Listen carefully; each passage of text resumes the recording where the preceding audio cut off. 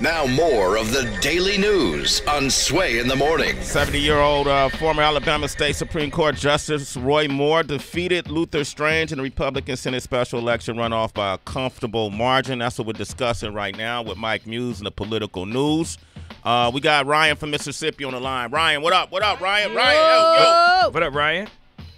Hey guys, it's Wayne though, not Ryan, but it's okay though. All right, hey, what's going on? What's your comment, bro? I just want to say that,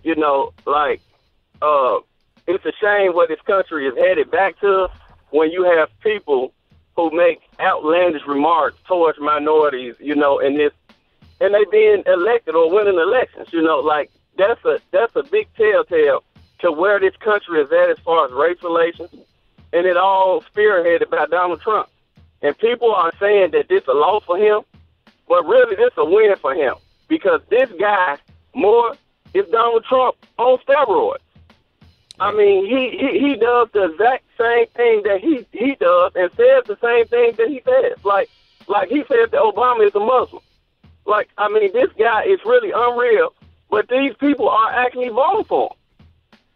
So I think that Trump just only backed the other guy because he's trying to make friends with Mitch McConnell and them just so they can probably get Obamacare, just for that reason, just so they, if he do something for them, then they'll do something for him. But this guy is more, if Trump had to choose between these two guys 100 times, himself, I guarantee you, he would have chose Moore. That makes sense. Is that possible, Mike Muse?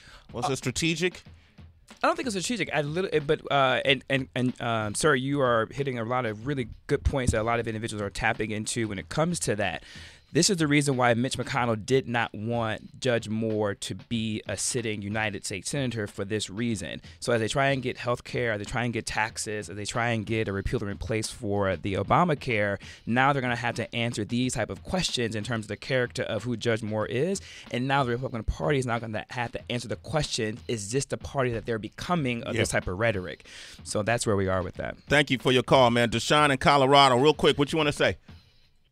I just want to say the reason why stuff like this happens is because people aren't voting. Everybody's on Twitter and social media and everything, got everything to say. But when it's time to vote, they don't show up.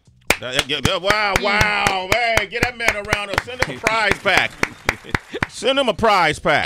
They did show up. The people who wanted people to win, they won. People do show up to vote. No, they don't. Why? Because the candidate who didn't, this person didn't want to win, did not win. People don't show up to vote. No, that's not the same thing. I think across the board, people don't show up to vote. They do. Yeah. Celebrities went so hard for the millennials to vote this time. We thought it was going to be the greatest voter turnout and they ever. didn't show up. And why is that? Because the candidate didn't win who they wanted to win. No, I wonder. I think let's not even just always jump to the presidency. I think even when you talk about mayoral elections and just some of the smaller things, people don't show up. It's like vote. They don't care. The lines are longer trying to get the new Jordans. It's crazy. People not interested. Across the board, they don't take the practice of voting seriously, or don't even know how. A lot of folks don't even know how to register. And feel like they shouldn't vote if they don't know how easy it is to vote. The other part about it is voting is on a Monday. It's not convenient for people who have jobs to get out there and try to go vote. To kind of tie in, Sway, to what the caller is saying, Deshaun, hey, Deshaun, and to what Wonder and what Heather B is saying is the voter turnout is low, in particular in midterm elections, special elections. For example, New York City just had a special election where only 9% of those who are registered to vote actually showed up to vote. Yeah. So historically, it's traditional. It's a pattern, whether it's national, like Heather B, which Wonder is alluding to, or local, to which Heather B is alluding to, and what Deshaun is talking about. Voter turnout is low, and so what happens is people just sometimes aren't aware of what's happening, and then take it for granted. They don't need to participate in the process of it. But because of the process itself, I mean, everything happens on your phone. Why you can't vote on your phone? Exactly. So make it easier for folks to get there. Why that can't happen. But instead, what we're seeing in terms of comes to voting is now there's laws and legislations being introduced to make voting much more complicated and much more difficult. Yeah. When it comes to that. Deshaun, thanks for your call. Christian's on the line from Florida. Christian, what you want to say? Hi, Christian. It's a little bit it's a little bit different from what we're talking about right now. That's all right. Go for it. I want to address Puerto Rico real quick. I'm a Puerto Rican American. Enough is not being done for that country right now. Technically, that is an American territory that just got denied the Jones Act. And I don't know if you guys are aware, but essentially that means that the Jones Act forbids foreign ships to come and bring supplies to countries that need it. Now, the U.S. in Texas and Florida got that wavered so we can get extra supplies. Rather than just having American ships go from American port to American port, we were able to get supplies from all over the world. They just denied Puerto Rico that. Now, why are they any different from Florida and Texas? Why is it that those people can't get the help that they need? And their excuse was that they're already receiving enough American ship help. And I'm still seeing many people dying on TV. I'm still seeing people starve and die from malnutrition and lack of water on TV. I just want to understand why Florida and Texas was allowed to have the supplies that they needed right away. We have gas, we had food, we had water right away, but Puerto Rico people have people still suffering without power.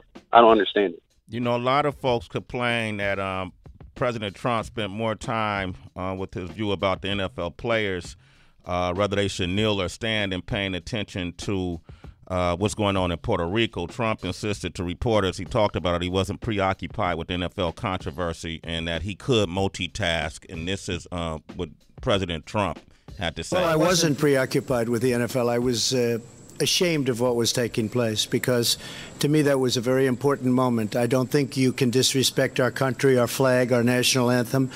To me, the NFL situation is a very important situation. I've heard that before about was I preoccupied. Not at all. Not at all. I have plenty of time on my hands. All I do is work. And to be honest with you, that's an important function of working. It's called respect for our country. Many people have died. Many, many people. Many people are so horribly injured. I was at Walter Reed Hospital recently, and I saw so many great young people, and they're missing legs, and they're missing arms, and they've been so badly injured. And they were fighting for our country. They were fighting for our flag. They were fighting for our national anthem. And for people to disrespect that by kneeling during the playing of our national anthem, I think is disgraceful. I think he's confused, man. I just, the NFL, these people in Puerto Rico, they don't have supplies coming in? They don't, right? Yeah, so right now there's a limited amount of supplies are coming in. There's still majority of the island is without power. The water, there is no running water currently in Puerto Rico as it stands. There's a danger when it comes to that without having power and electricity and running water. It affects the hospitals. So the hospitals now say they only have about 2 or 3 days of supplies left. You have the elderly and you have the sick who are ailing and in bad health who are sitting in, just yesterday I believe, the temperature in Puerto Rico was 109 degrees. Wow. So if you're sitting 109 degrees and you're sick and you're elderly, there's no running water, there's no electricity, there's no air conditioning. That's an issue. Medications. There's no Mark Cruz came out and spoke about no medication. There's no medication. To what Christian, the caller, when he called up and he talked about the oil, they are running out of gas, and the gas and the fuel is what is fueling the generators that are helping supply and support the island. Is that a bigger emergency than football players who got a whole season we could talk about whether they stand or kneel?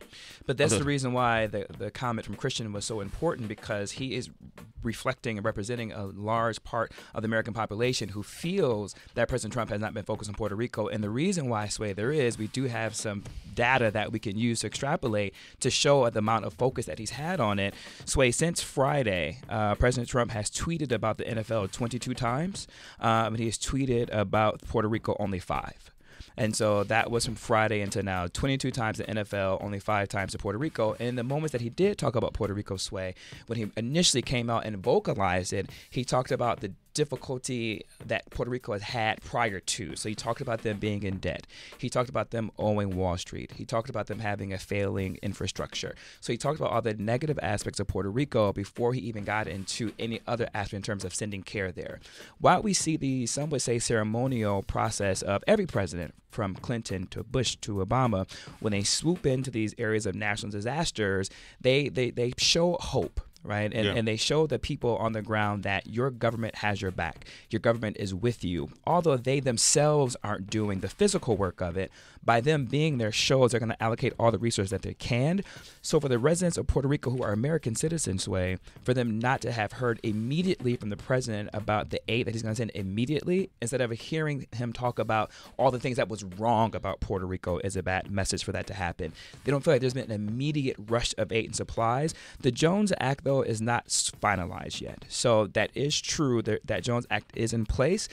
The Congress has to remove that policy, if you will, to allow the foreign ships to kind of come in. That is still being discussed now for that to be removed. President Trump did say that he is heading to Puerto Rico next week. Yeah. And then we also must keep in mind to the U.S. Virgin Islands too as well. But this is a serious, serious situation, and this is why people feel that way, because of the 22 tweets. All right. What I want to do is open up the phone lines, get people's comments. You want to chime in, 888-742-3. Well, actually, hit up Mike Muse directly. Yes. You can hit me up on Instagram and Twitter at I am Mike Muse, M-U-S as in Sam E. Ask me any questions that you may have. All right. Thank you, Mike Muse. We'll continue the conversation online. We got sports up next. Reunion time, Sway. What who? LeBron James, Dwayne Wade. Shade 45.